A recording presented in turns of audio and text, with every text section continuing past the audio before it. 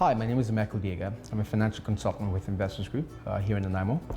So just having gone through the holidays, most families would have incurred significant debt to be able to buy gifts and be able to spend time with family members.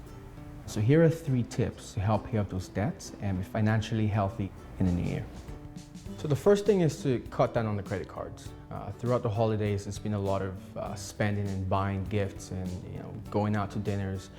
So right now, there's probably a lot of credit card debt owing. What you want to do first of all is stash away those credit cards to avoid more spending and commit to paying down those debt. Figure out what balances are owing and how much you would need to put away every month to be able to service those debt. The second tip is creating a budget. Now, we've stashed away those credit cards. Now it's time to figure out what our total monthly expenses are for the month.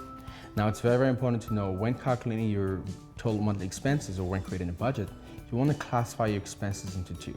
You want to have your discretionary expenses and you want to have your non-discretionary expenses. Now, examples of what your non-discretionary expenses will be things like the mortgage, the car insurance, maybe daycare for the kids. Your discretionary expenses, on the other hand, would be going to the movies or restaurants or buying those 4 or 5 cups of coffee every 2 days that you probably don't need. So once you are able to create the budget and figure out what those 2 expenses are, I think that would be the second tip. The third tip is to cut down on our discretionary expenses.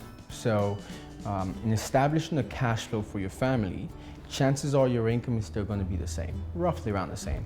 But now we're going to have a situation where our expenses have actually increased month to month because we actually have a cost attributed to actually servicing those holiday debt. So in order to make sure we're not going into a deficit every month, we want to make sure we're cutting down our discretionary expenses. So have 2 less cup of coffees every week. If you go out to the movies every weekend, well, try making it once a month, until we're able to make sure our finances are back on track.